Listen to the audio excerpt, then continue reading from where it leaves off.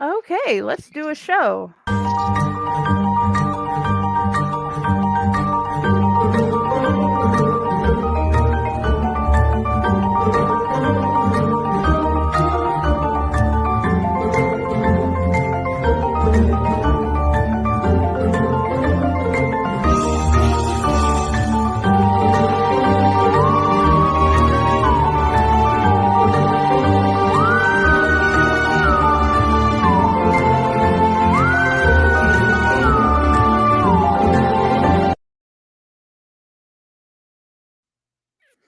Hello, and welcome to Corpse Garden Chronicles. Unfortunately, my co-host Melanie has some technical difficulties and will not be able to join us. But with us today, we have Serena Mossgraves. Hi, Serena. Welcome to the show. Hello. Thank you. I do love being here. If you will please tell us about you. About me? Yeah, Ooh. you're awesome. You make us happy. Well, I do try. I like taking old stories and seeing how I can twist them, or new stories and seeing even more so how I can twist them. Sometimes that's fun too. I like the dark and sometimes the gothic, and I like seeing what I can make with it. That is awesome. And of course, I'm obsessed with writing about haunted houses and ghosts, as you have probably seen. Because Nothing wrong with that. those things make me most happy when I read them. But all of the things I've read of yours always makes me happy. But okay. What do you think about the Corpse Garden theme? I love it. You know, when I was in high school, and man, that was a while ago, one of the most fun the field trips that we went on. My English teacher in high school had this idea that it would be a good writing trip to take all of her class to a local graveyard. And it was meant to inspire. It inspired, all right. I was writing Gothic poetry even then. And I don't think she expected what she got out of me. That is awesome. Oh, yeah, it was a wonderful little graveyard, honestly. When I was in elementary school, I don't know if we went so much as to inspire, but to teach. Because we had local people that were famous in one of the local graveyards, and we went to do etchings of the gravestones. And that sounds I like loved fun. that, just walking around the graveyard, and we had to find certain people, get etchings, and talk about what we learned. And it was awesome. And I think one of the most wonderful things that they did, other than that, was when we did the local tour of the town and told about the different places that were supposed to be haunted, the different things about phenomena like this gaseous stuff that would go up and down the railroad and sometimes come off and go into people's houses. So that was like one of the most wonderful things about being in elementary school whenever I was young. That sounds like fun, honestly. Oh, yeah. I don't think I remember any real fun trips in elementary school. All the fun trips happened in high school. We did, in I think almost every grade or every other grade, go to the aquarium. That was like the only other fun thing we did that like has stuck in my mind. Because apparently fish. The other fun trip that we had in high school, my 10th grade biology teacher had a habit. Every year he would take his 10th graders to the local zoo. And that man was interesting. He had a tarantula that he would let loose in his classroom. That was, I swear, that spider was my favorite. It would run around the classroom and just cause all sorts of trouble. Oh my gosh. I Science lab love that thing. and science club in high school at Northside Mountain School. Shout out to Mr. Byron for being one of the most awesome science teachers ever. He'd done all sorts of pranks. He's glued a squirrel to a phone of a fellow teacher. There's this one gas that smelled like vomit. So he has put a little bit on a piece of paper towel, and then he'd take it up and waft it around up and down the hall. And he would show us all sorts of things. He had one day for one of the experiments taken the whole class out, and we moved his minivan, picked it up, and moved it over. He would show us all sorts of fun science things, and when it comes to field trips, he'd find fun field trips to go. I loved going to the 3D theater. I forgot what it's called. And like having to lay back and watch the screen that's from the back of the theater all the way to the front floor, and it was amazing. It's like the river's coming straight at you. So hmm yeah, I loved that class. My junior year, I don't remember which teacher it was, but one of the teachers helped the seniors pull the senior prank that year. Our principal that year had a VW bug, and the teacher helped the seniors take apart the VW bug and put it back together on the roof.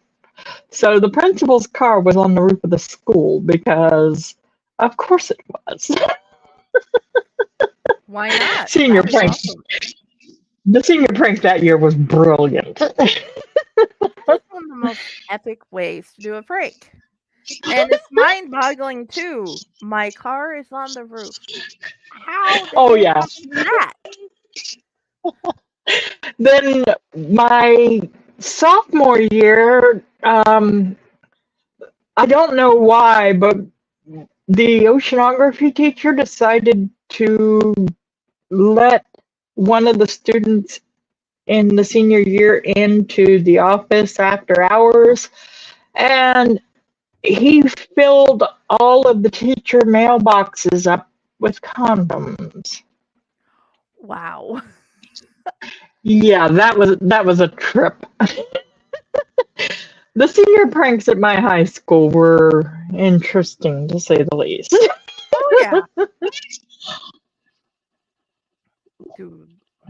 Although I can honestly say I'm not one of those people that wishes I could go back and redo school.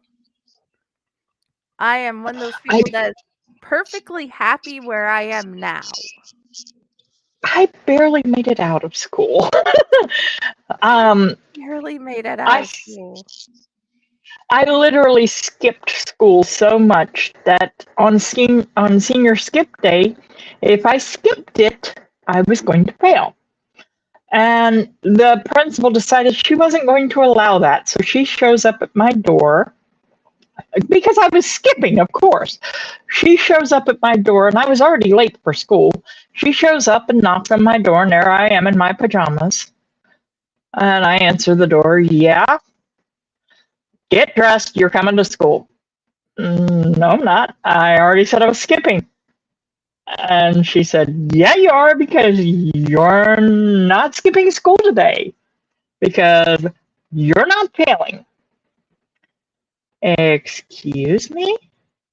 You heard me. Get dressed.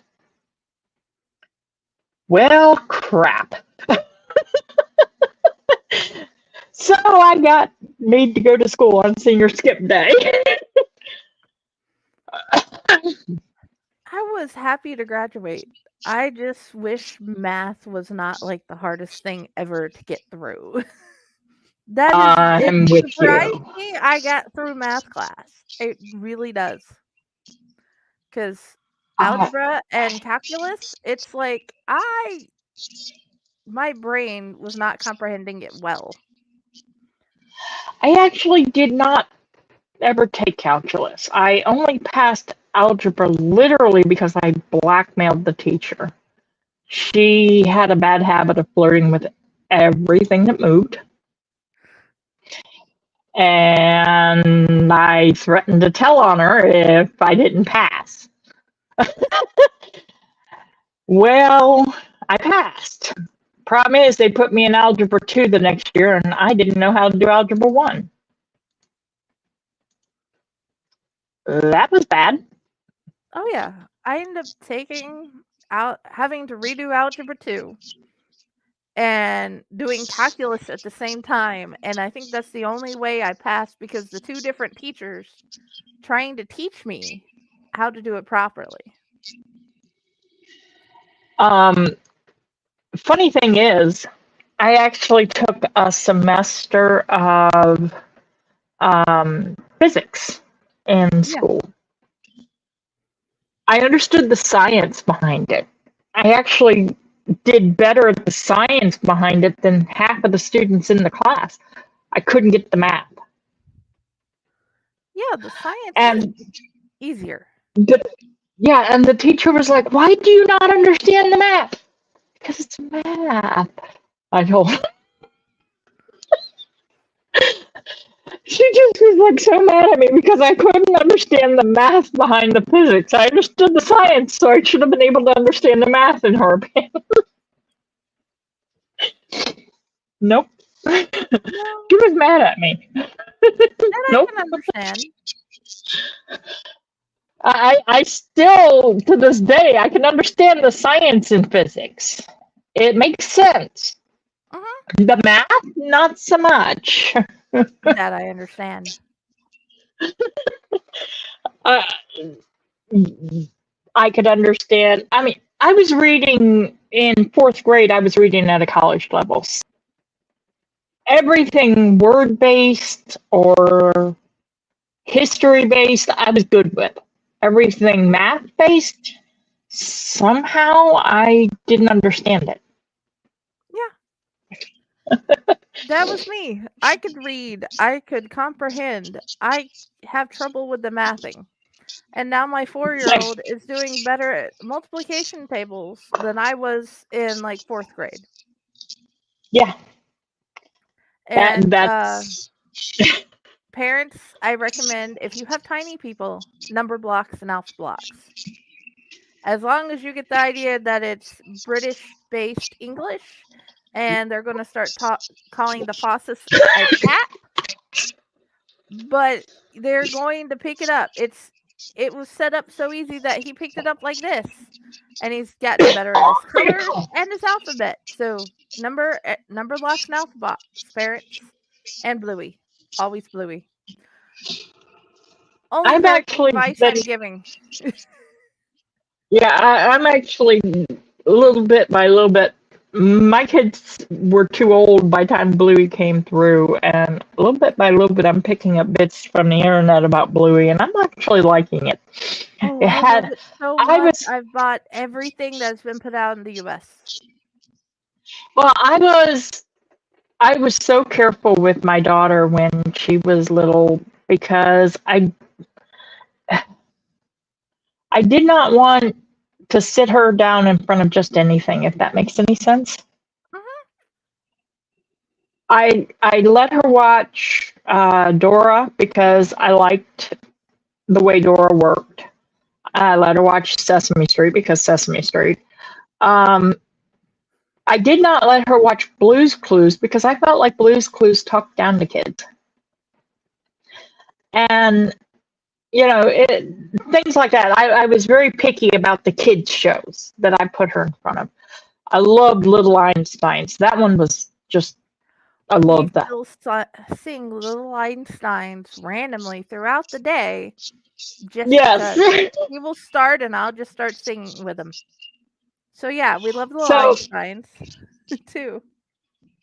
But there was, very, very particular about the shows that I let her watch. And I can't help thinking that I wish that Bluey had been around when she was little because I think that would have been a favorite.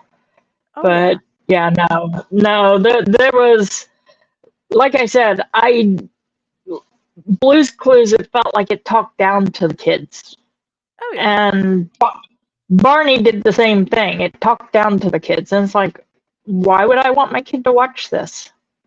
I got tired of Barney when I was younger, so I didn't want to do it as an adult. My whole life is Shimmer and Shine, Bluey, Number Blocks, Alpha Blocks, and Paw Patrol. Yeah, my grandbaby loves Paw Patrol, so I can see that. Oh yeah, Blaze and the Monster Machines, that too. But there's only like one episode where I've had to just like kids. This is the one episode where I'm gonna tell you we don't do this. The one where they're explaining collisions and that if you go really fast in an object, this is going to happen. And I had to Right, stop them and say, this is a bad idea because this will happen. right. We pretty much with Angel had to explain to her that things that happen on the TV are not things that we do in real life because otherwise she would have done them. And she would not have hesitated, you know? Well, Josh It, figured out he could not be Superman one day when he busted his head open on the coffee table. So, yeah.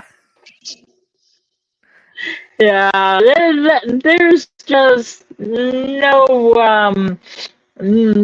testing out things you see on TV. That's a bad idea. Well, my girls are asked, is this something we can do? And if it's something I can do, we do it. And it's like my friend Mel Coleman had put in, oh, he wants to do that from the show. This is a way to do that from the show safely. So, yeah, the best part is having friends that are like, hey, this is how we can do that safely. Yeah, safely is a good thing. So, So, yeah, we now know how to do the glitter volcano thing. Thanks again, Mel.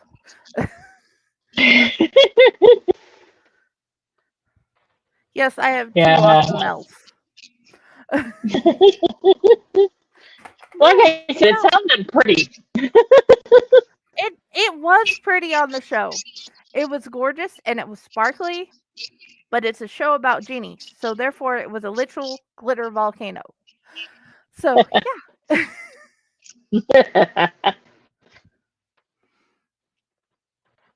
So, okay, we're about 20 minutes in. We should probably get started on the stories, huh? Probably. Because I'm enjoying talking to you and I could do that for hours. You've probably already figured Yeah, that one out too. But, and I probably could talk my head off without thinking about the time myself. So, yeah. okay. Um, since Melanie's not here, we're going to postpone our story. There's something different about her until she can come back on, but I'm going to continue doing with one of my favorite authors, um, Apoptisis. Apoptisis. Okay, I have trouble with that word, but it's a great story, and I love everything KT Seto writes. So let's begin. The humming sound the ship made seemed muted. I mean, let me start over. I apologize. The humming sound the ship made seemed muted after the cacophony of the battle. How long had it been? He couldn't remember. William stifled the urge to move or touch the controls, knowing his salvation lay only in inaction. If he fired the thrusters too soon, he might miss. It was hard. Every instinct he had screamed for him to run as far and as fast as possible. Every bone in his body hurt. Every muscle felt as if some mad and vicious thing had chewed on him and spit him out instead of swallowing. Bone deep pain, the kind that lingered and followed you into the darkness of sleep, was his only companion, shouting its presence in the silence blackness that grew larger and more encompassing as he drifted away. The pod could have held more than one person, three tops if they were small. There wasn't any other cargo.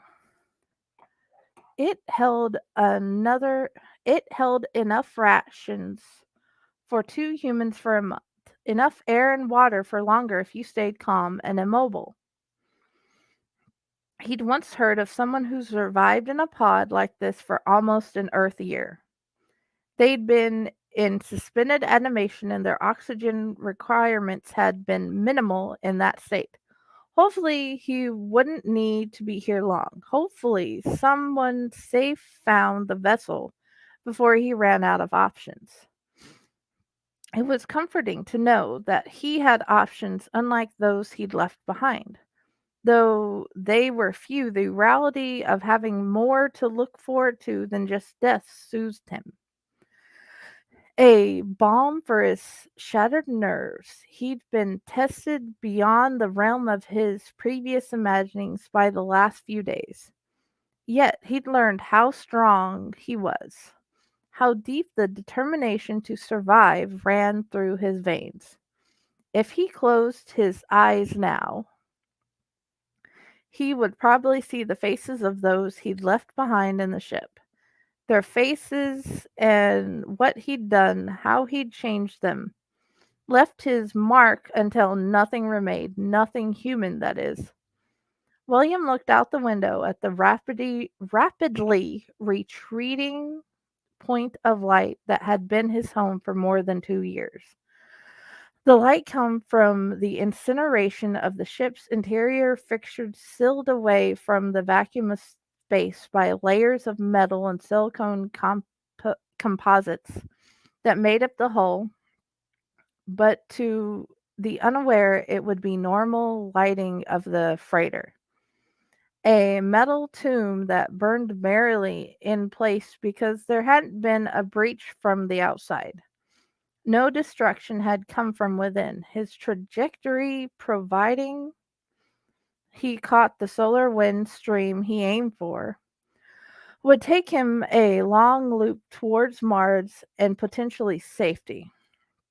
If he didn't catch it, he still might get drawn into the slight gravity well of one of Mars' many moons, which still offered him the chance for salvation.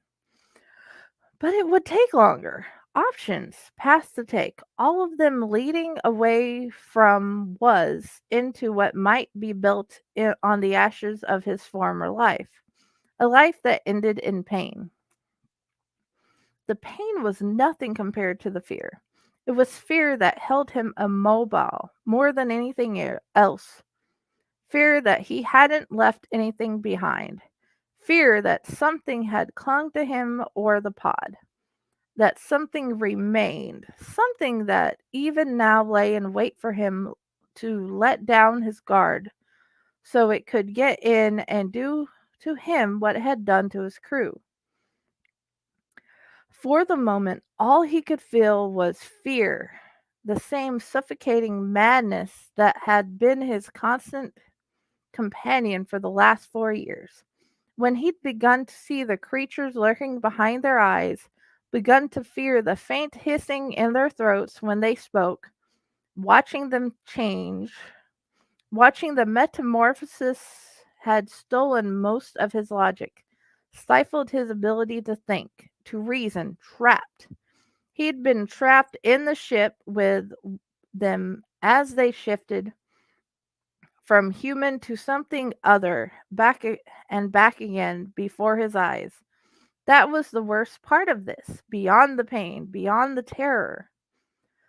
The knowing they had changed, that something had stolen who they were, now looked out of their eyes, speaking with the same voices but not, knowing everything they knew but warping it, using it to further some agenda He couldn't fathom because he wasn't one of them anymore. He wasn't like them. They were new, and he had been left behind, chosen to remain unchanged, unincluded in the newness of what they were. There hadn't been any choice really but to do what he'd done, not at all. The panel before him beeped and struggled to beeped and he struggled to lift his head to look at the readout. The pod wasn't automatic. He had to function. He had to actively work the controls in order to do anything at all, although it could be controlled remotely from the ship. He leaned forward slightly, his head spinning and vision graying out from the pain. Out of the corner of his eye, he saw his reflection in the window. Something about it felt wrong. The thought the thought sent adrenaline shooting through his veins. William turned his head, working to keep the breathing even, not to waste oxygen, ignoring the now steady beep of the panel. Closing his eyes, he stilled himself to look at his face. Someone else looked back at him. The scream built somewhere in his gut and erupted from his mouth before he registered the need to make it a sound. It took longer to realize the sound come from him.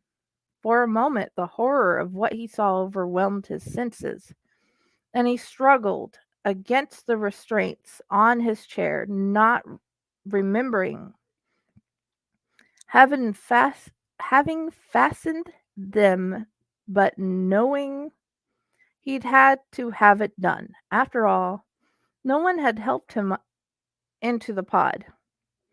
No one had been alive to help him. He'd killed them, stabbed out their eyes to get at the thing hiding behind them. Hiding in plain sight, he remembered using his slim metal knife, his arm moving again and again. The hot wash of blood and the stink of death mixing with the sanitizing agents the shipbuilders fused into the recyclers. They were dead. He'd killed them all because they'd changed and he had it, and no one would be safe until he removed the threat, that possibility of a threat, by removing them. 1 second. William stared.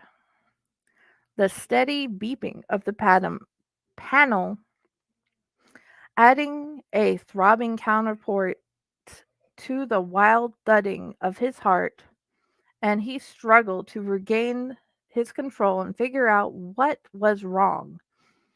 What was different about the reflection he saw in the dull shine of the window? Terror swamped him, filling his nose with the scent of his sweat, and the sour copper stench of blood, until he felt the slim, steady steam of tears falling and pooling on his chin. He tried to raise his hand to wipe them away and realized he couldn't. Tearing his gaze away, he looked down and saw his arms were bound to the rest, restrained individually, one to each side. The crash restraints for jumps, locking his limbs in place to cushion and protect them from the G-force of high-speed maneuvers. Had he made a jump? No, he'd killed them. He set the oxygen tanks to explode, and he'd gotten into the escape pod alone, because they were all dead. He closed his eyes, the tears falling faster, remembering Renate's face. The look of surprise as he thrust his knife into her eye and dug out what was hiding there. The look of fear and horror frozen in a single instant of pain, then nothing because her eyes were gone. The beeping began to slow, and he looked back at the console, his eyes drawn to the screen before him again, the unusual display replaced by a steadily decreasing series of numbers. A countdown to what? He tried to remember. Renate, Z, Morgan, Alf, Logan, Daniel. Screaming faces, missing eyes. All of the things blocking them so they couldn't see him, didn't hear him, or know him. He'd had to do it. He had to. The tears came faster, fell harder, and his chest hitched, his nose clogging shut. He moaned and cried into the stillness. His friends, his crew, like family. He shook his head to clear it, saw something else. Someone floating, tethered to the far end of the small cabin. Not in the other seat, but near the floor, Renate. As he'd seen her last, the empty sockets of her eyes blackened and shriveled, the edges crusted with dried blood. He wanted to scream, but found he lacked the breath for sound. Lacked the breath because something was wrong with the air. He could feel it now. The heat, the scent of rotten eggs, the beeping distracted him again. William struggled to make sense of anything, but there was too many parameters, too many questions, and no answers, just a hollow sound, his shuddering tears, and the beeping of the panel as it counted down. His vision blurred again. He tried to shake his head to clear it, realizing his movements were slower, his eyes closed. He forced them open again, trying to remember what he'd forgotten. He needed to see to make sure nothing remained so he could be sure he was safe. Was he safe? Did he get them all? He couldn't remember. He looked over at the floating form again. It was Renee, her dead empty eyes staring back at him accusingly. You did this, William. You. Cut the eyes from her head. Stop the beat of her heart. What did you see? Is it staring back at you in the window? He shuddered and tried to take a deeper breath, but couldn't. The air was wrong, but somehow that didn't scare him as much as it should have. He tried to smile. I had to save you, Renee, because I love you, he whispered and closed his eyes.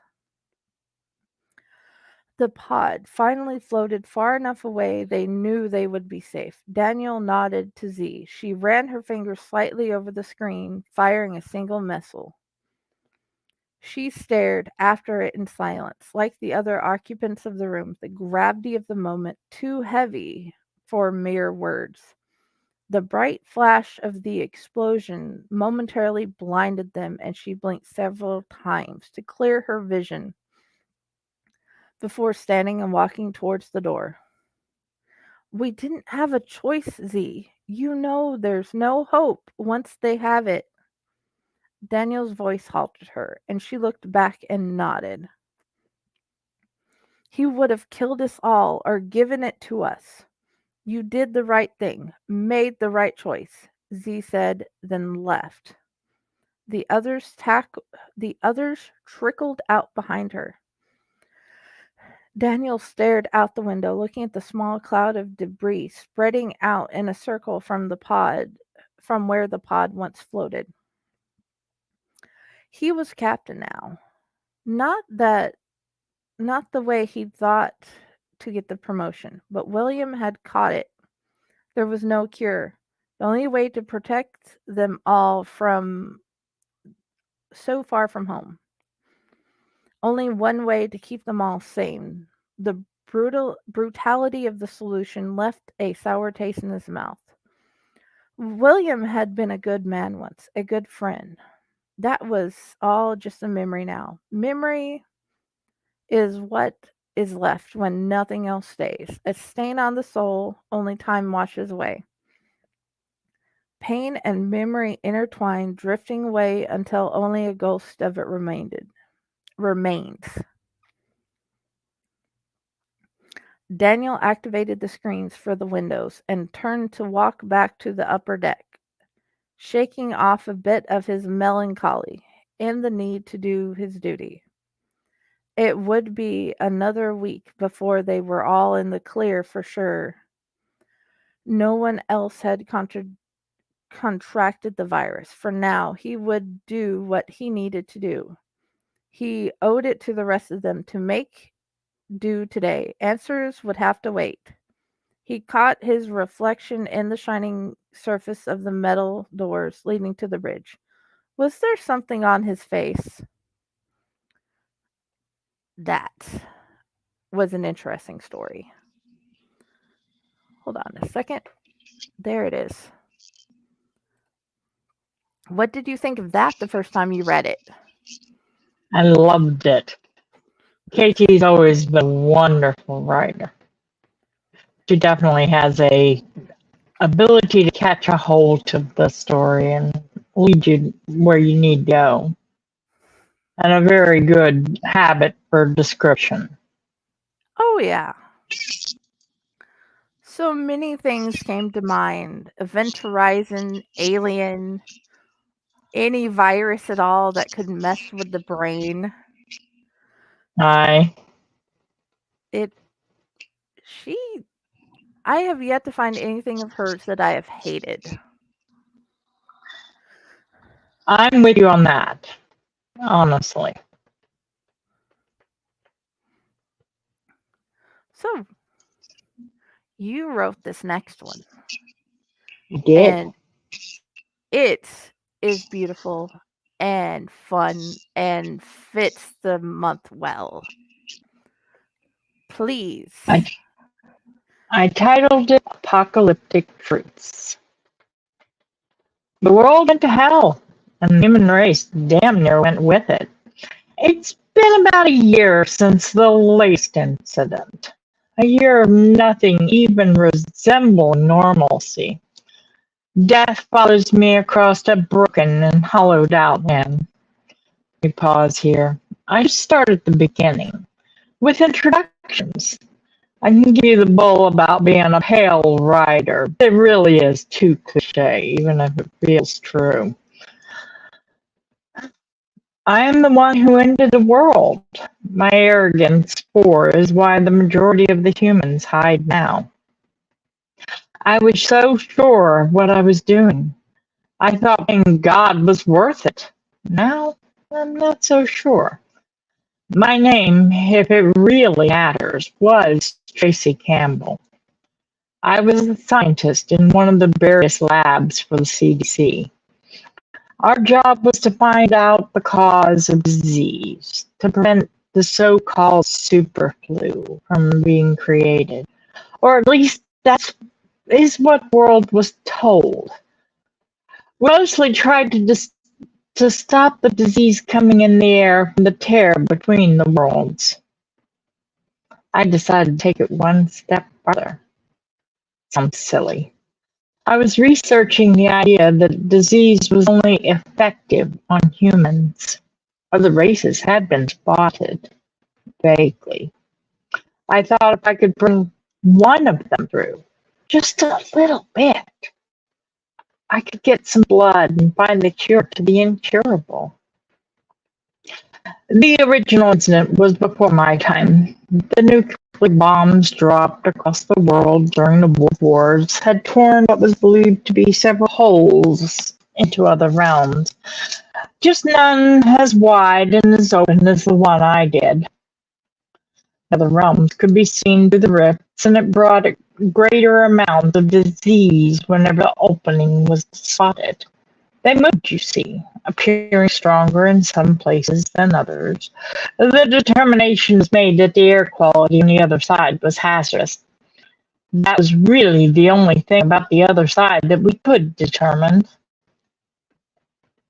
When the rifts opened, we at the CDC would have to open quarantine areas and research the diseases that rampage the contained areas.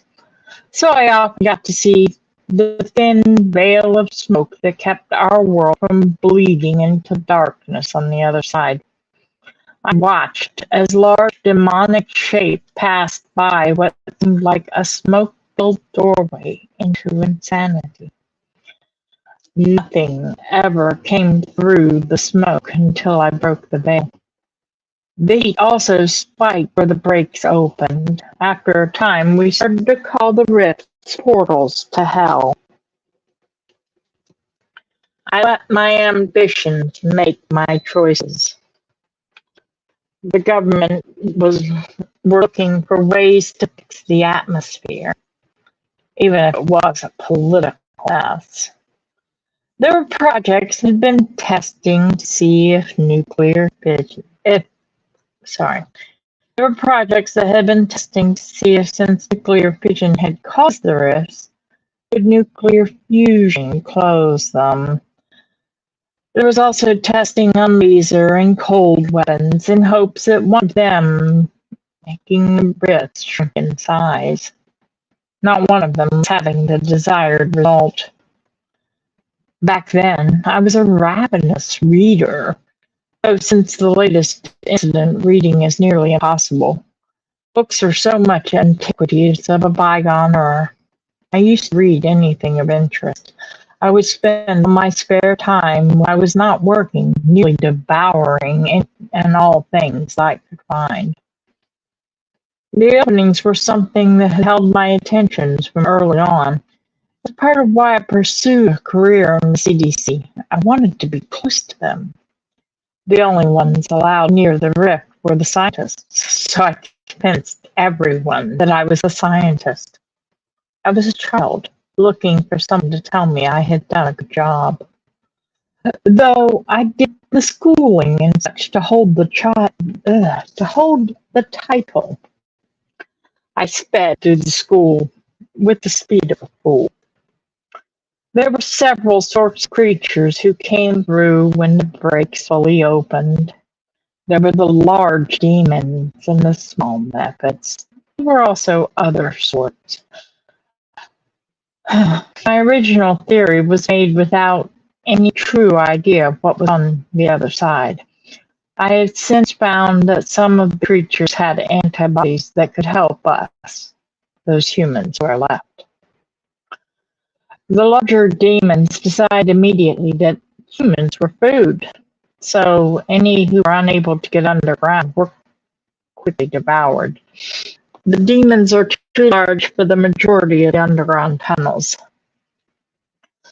The Mephits, a much smaller breed of demons, eat rocks and minerals, so they're less of a threat.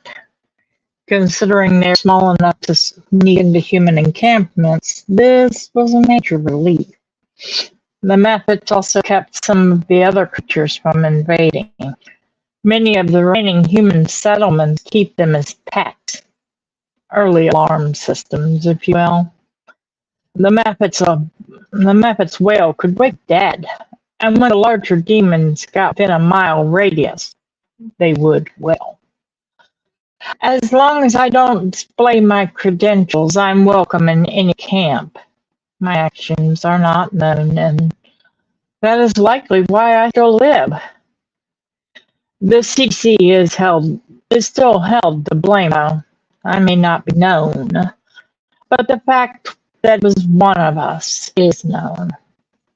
So many of my co-workers' lives survive. Science is often an evil witchcraft in the society that exists now. The worst threat to mankind didn't come through the rift.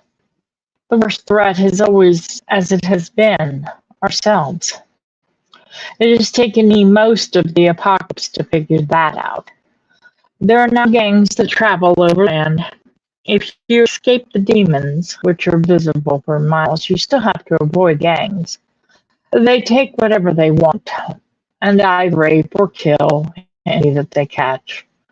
Most are human, but there is the occasional other involved. One of the patrols that the former New York City has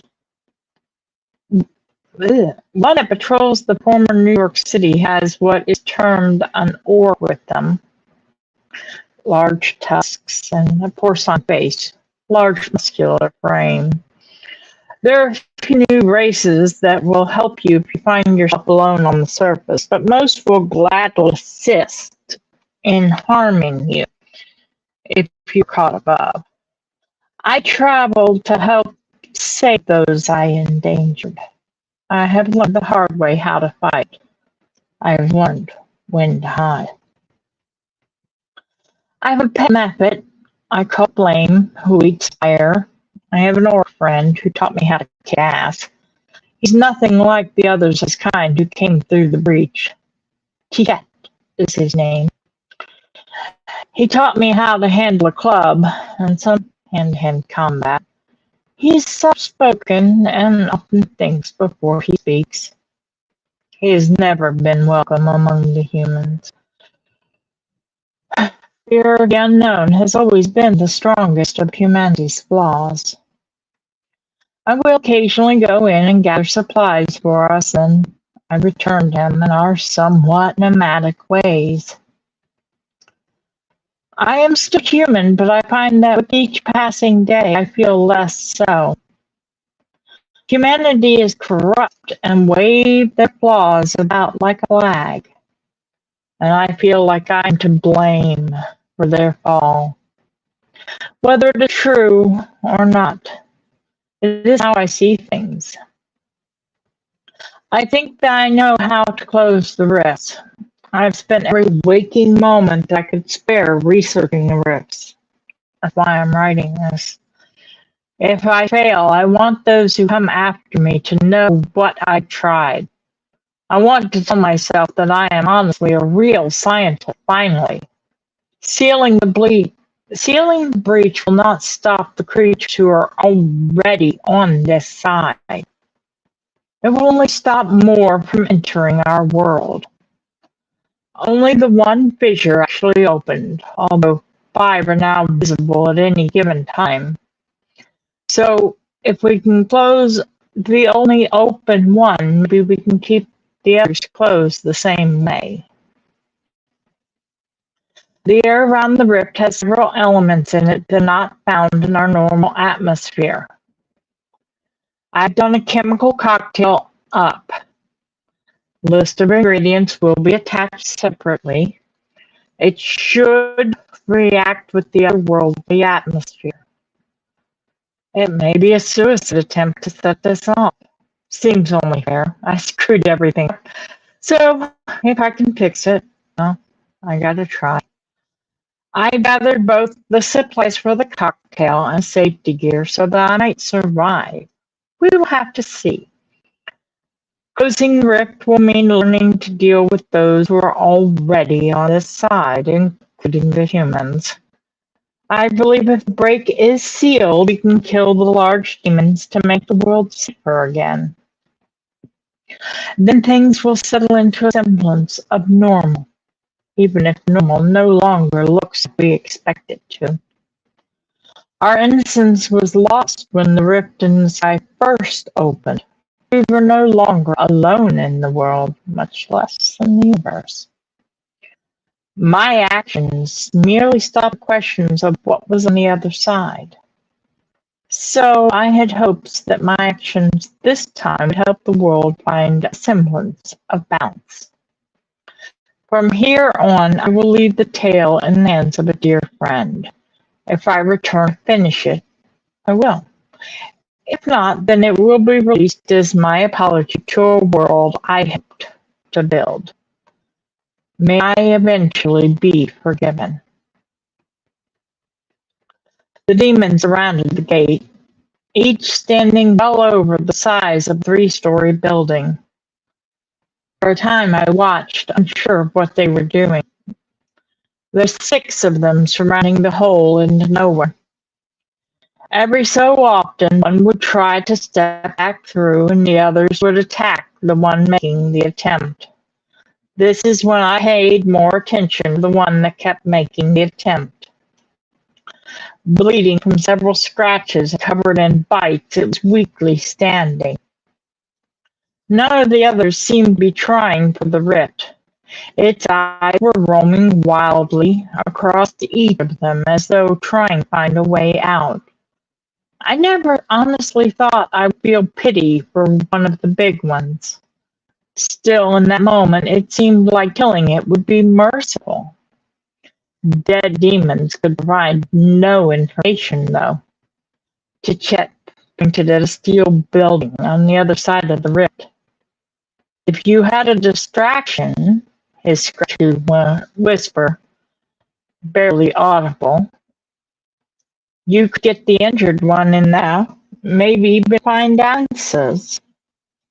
As I sat processing his idea, he took off, making as much noise as he could. I was too stunned to call him back, even if I could. Instead, I quickly gathered what wits remained, and after a small prayer from my friend, set to getting that damned demon into the metal building. It seemed to understand my presence quicker than I did. Unsure if it could speak or understand speech, I motioned for it to follow me and headed to what was originally an airport hangar. It followed with no hesitation. I hesitated to close the door behind us for fear it would keep Tichet out. Still, it would keep the other demons from finding us, and that was why he did this. I realized that there was more to rescuing the demon than just knowledge. Sometimes you had to do what was right, even if it was against you in the long run. The stench wafting from the creature was nauseating. Strong copper and sulfur mixing to overwhelm all of my senses. I decided that I needed to find my friend and escape the suddenly closing walls of this building. I tried to find an exit that would allow me to escape without leaving the creature exposed, and heard a soft knocking sound at the building's back door. Nervous, I went and checked outside. To my absolute relief, Tichet was standing there. Quickly, I pulled him in and considered reading him the riot act. No sooner than I closed the door, we felt the rumbles of the demons return. Quiet was needed for the moment. I could say giving him a piece of my anger until it was safe, whether I wanted to or not. Demons are thankfully not known for being the most patient of souls.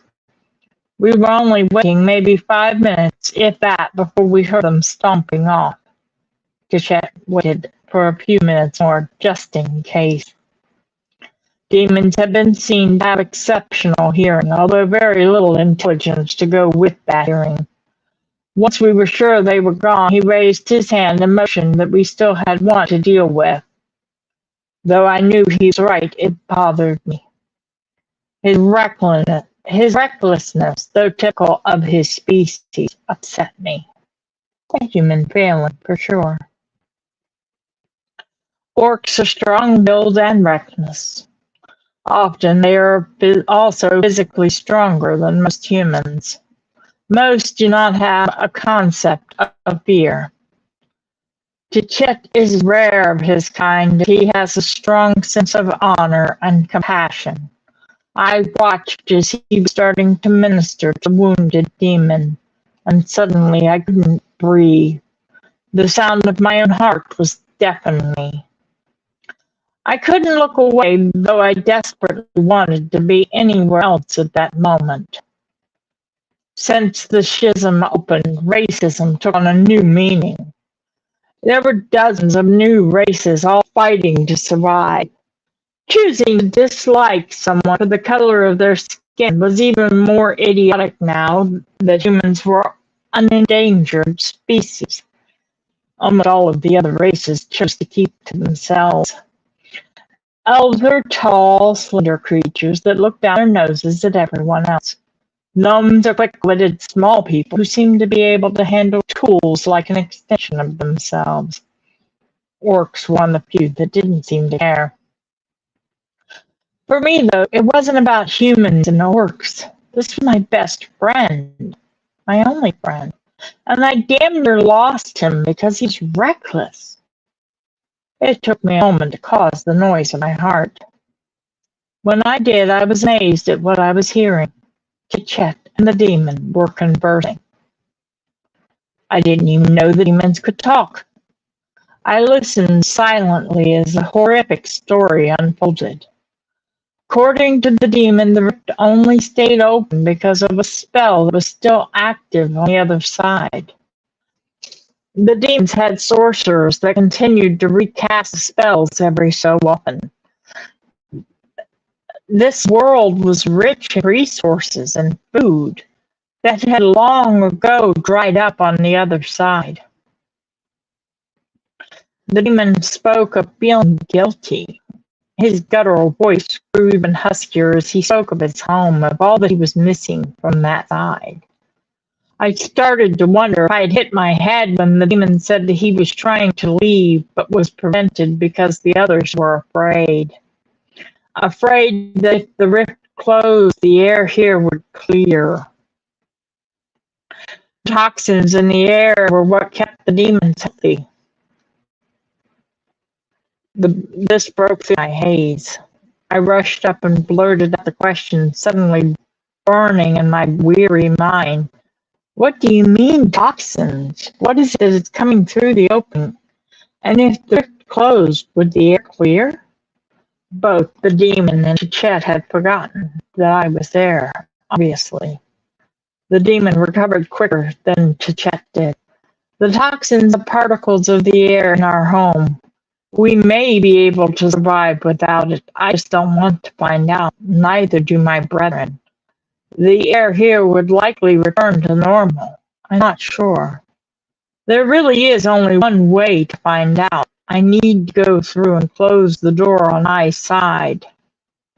Chet quickly nodded. We can help to distract the others if you think you can get there. We won't be a distraction for long, though, so you would have to be quick. I had to protest. Can't he do it now while they're gone? Why does he need us? I realized almost subconsciously how childish that sounded. Believe me, it didn't sit well. So I sighed my agreement. Why not? Today was just as good as any for me to die. Just as long as I was not stuck alone after all was said and done. Quietly, I listened as the plan was laid out. I saw flaws in it, but found myself afraid to speak. What was it about that moment that had me frozen? Still, without spells ending, none of my plans would work either. Chet and I agreed to run a lookout and distraction while the demon tried to enter the portal. It sat wrong with me that we were trusting that creature even as far as we were. Normally, I would be asking a million questions. That day, I was completely mindless. Though I was considering using my original plan as backup. Blow up the portal, even if it reopens. Maybe I could take a few of the big ugly bastards with it. Though it felt to me like we sat planning this for hours, truthfully, only moments passed, from us entering the building and us leaving. The other demons were not in sight, so it honestly looked like we were going to get off scot-free. I should have known it wouldn't work that way. It never does. It always has to go wrong. We were perhaps the length of a football field from the rift when Chet called out a warning as he spotted them coming back. The one who was going home took off a run. The ground shook, making it harder to move. He was far faster than I had imagined, which meant so were they. Chet started screaming and running the opposite way, and I ran towards the rift. I needed to set up the backup plan, plus I was supposed to call out if they turned towards us. To be honest, I was unsure if they had even spotted Chet or myself. The big guy was a little hard to miss. Still, when we were planning, the big guy told us that the larger demons were near blind. They saw based on sound. So for all that he was making the ground shake, our demon was being stealthy and quiet. Chet was the one making all of the noise. I found myself amazed that it was really working. The demon made it through the rift quicker than I could have expected. He passed through it like it was a silk curtain. and mere moments later it started to slowly close. The backup plan unnecessary, I found myself stunned and staring. The air took a while to clear, but we saw a difference in the big demons almost immediately. They could breathe without toxins, but they were stumbling and struggling to remain upright. They would be easy to defeat. I found out later that many of the ones who remained were killed when they started to stumble. Tichet and I both survived. We're still partners, and I like to think that this world is recovering from the mistakes of the past. I watch to be sure the breach is left closed, and I'm prepared if I ever need to try and close it again. Yeah.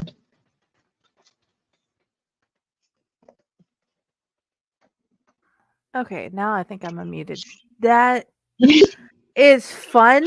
That is scary. The thing is, I grew up living near a nuclear plant. I don't know if you've ever heard of Saudi Daisy, but in Saudi Daisy, there's a nuclear plant, and I had nightmares about that because of the Terminator movie.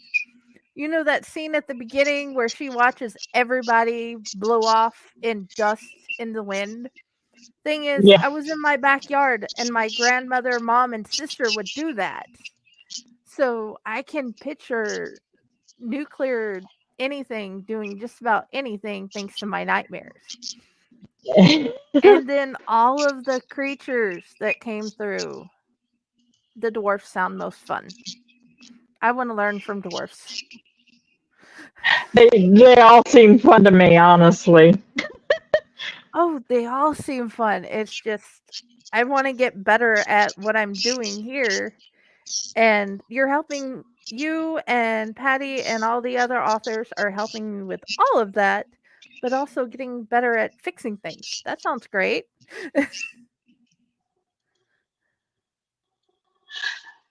Just taking the time to tell people what you're seeing sometimes is enough. Because that's what most people don't do. They don't take the time to go, hey, this is how I see things. And that a lot of times is enough. And it makes a difference. And people don't realize that. Mhm. That yeah, that definitely does. I agree. Being able to talk to people and find out their points of view on how they see something. Oh no, you're back. Oh, that was weird. I have no idea. Just disappeared for a second. That was so weird. It just kind of did a circular thing on my screen. It just kind of went whoop, and then it was gone Ah, back your in. internet dipped for a second. I've had that happen. It's so weird. But yeah, that was fun. I being afraid of not being able to breathe, I can understand that too from their point of view. But then again, I have asthma. And when you So get to do that I. part, I'm like, "Oh my gosh." See it from their point of view. They've crossed over into an unknown land to look at what's happening, and then you find out if I go too far, I can't breathe. Yep. Point of view is interesting. But yeah, I love it. And that's part of the fun. If you go and look at any story from a separate point of view, it's going to change the story entirely. That's why there for a little while you had stories coming out from the two point of views of the main characters. Like the Twilight, like the 50 Shades of Grey. Those are the top two that come out in my mind. That's why my Rust Junkyard and the zombie book Uh-huh. I did not do chapters. I did different points of view. Um, instead of chapters, it's written in each of the characters' point of view. Like the main characters are Chris, Shara, Tara, and Lizzie. And I think Amara was the other one.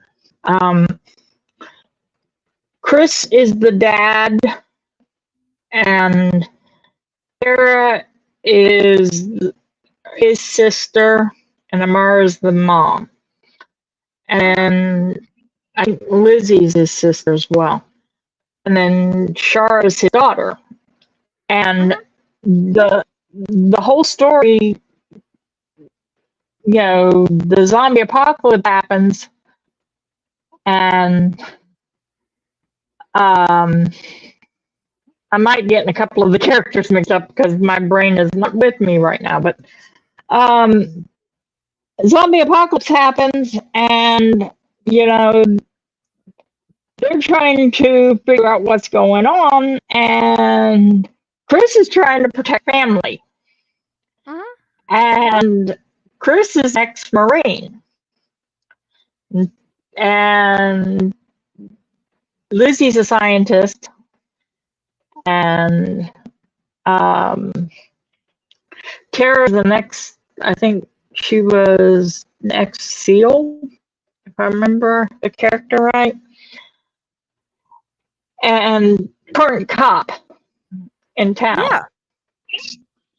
And whole situation is going to be different from each of their point of view.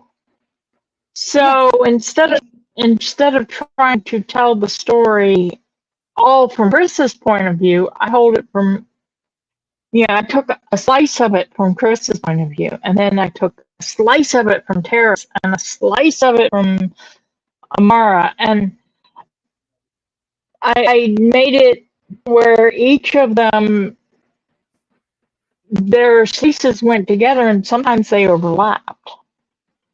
Yeah. And that story came together better because it was told by all of them, not just one. I couldn't have told it just Chris. Oh, yes.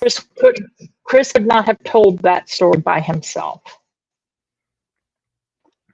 I don't know if that makes any sense. No, that makes perfect sense because Robert A. Heinlein, his Number of the Beast story had been done the same way. The whole book is told from Sharpie's, Jake's, Zebby's, and Deja Thoris's, DT's point of view, DD's point of views as he goes through, but Don DeChanty's Castle Perilous series, he tells it from each chapter is split up either from Incardinite's point of view, or you have the group of people's point of view, because there's a couple of groups of friends that end up going in different directions because of what happens in Castle for Rent. So you see it from one group's point of view, and I think you definitely see more of one character's point of view, but you get pieces of another, which was really good. I definitely recommend that series too, the Castle Perilous series, if you like fantasy and castles and interdimensional doorways. But that I love it, finding stories from multiple people's different points of view, because it seems like you can get more out of it.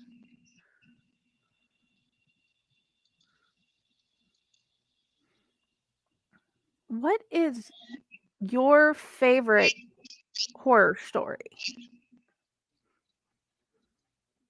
Oh, no, that's a hard one because it depends on the writer.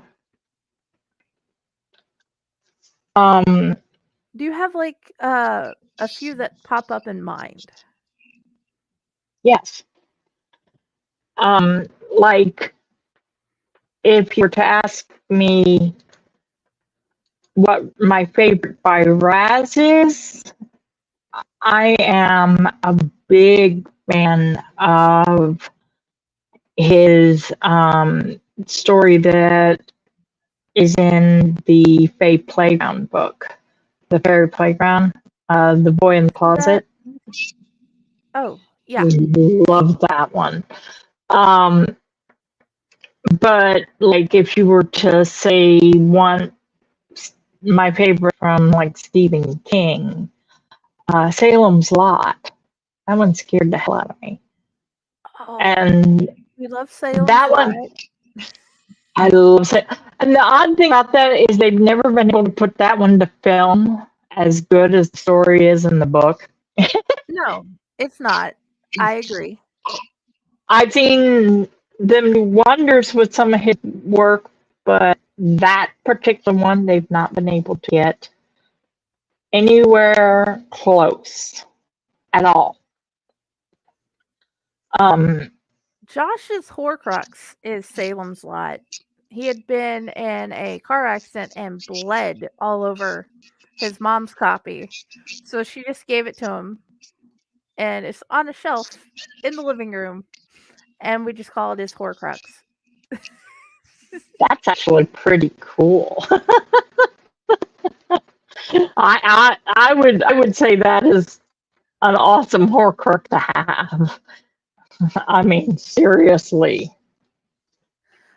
Yours Um, is probably The Death of Neverland, because I love fairy tales and I love what you did with that story. That is not whatever I I ever expected to have come out of that story, but I loved every single minute of it. I enjoyed writing that one actually. But an oddity as far as stories go, one that I did not expect to be as a favorite is a movie. And this is going to sound odd because I'm not a movie person in general. Okay. I'm really not. And the reason is because, and I've been told I'm desensitized. I might be. It's not a horror movie, it's a ghost story. Okay. It's spooky AF. And I say that with reason. It came out in the 1940s. It's a black and white movie. And it's called The Uninvited. And they've done a movie since then called The Uninvited, but it's not the same one. This is a black and white 1940s movie called The Uninvited. It's a ghost story. And it is so spooky. And it is so good. I love this movie. This movie is absolutely, and it's one of those that you don't expect to enjoy, but the story is so good. You know? My grandmother was absolutely a good storyteller, and Mhm. this was one of her favorite movies. And she would she would sit there and have me listening to um, old radio programs and such as that. Mhm. And this was one of those that you had to really use your imagination. It didn't have a whole lot of special effects, but it had the story elements in it, Mhm. and I loved it. And it's odd, but that's the type of thing that I enjoy. I enjoy the things that you have to use your mind to pick up on. It's not, well, everything's done for you because those they run the story with it. Mhm. And I don't know if that makes any sense. Oh yeah. And the thing is, I totally agree. And I found out that after school that Josh and I were of the same mind. I don't know if you've ever read the book The Giver. But at the end, That's both of us had the same project in 2 different schools. Tell what you think happened at the end. And of course, both of us had the morbid thoughts about what happened. They went off in the wilderness with nothing, and they right. were young. What happens when you go off in the wilderness with nothing? Yeah. If you're not trained ahead of time on how to survive, mm-mm. So I love stories that make you stop and think. I love stories that are different from the normal. I do too. I find that if a story is going to make me stop and think, then I'm more likely to actually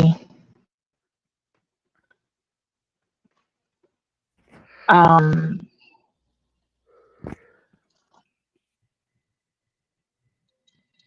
you know, enjoy it. Oh yeah.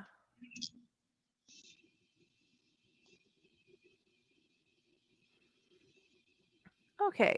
We are going on over an hour. How about we end here and come back next time? On next episode, we have special guest star Raz T. Slasher, and he's going to read us a story. And awesome. Thank you, Serena, for being here.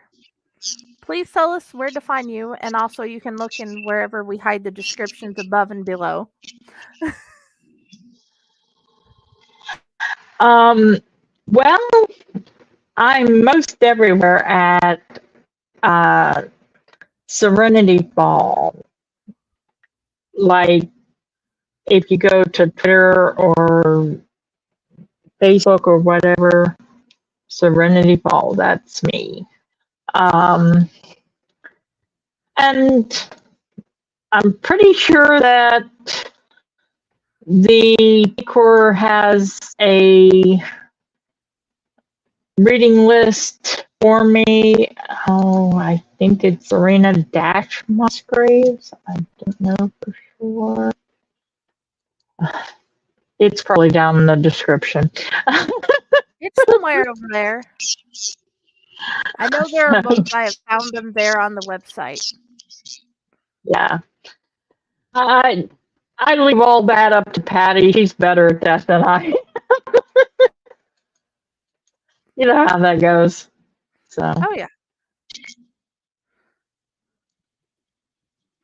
all Okay. right. And I'm at Friday with the Library in the Blue Box is my page. I also have the group Friday Blues Disorganized Library, and of course, all things Fae Corps. I'm somewhere over there doing things all the time. So yeah, definitely come send us there if you want to message any. If you want to message Fae Corps, I'll get you back to Patty or Serena.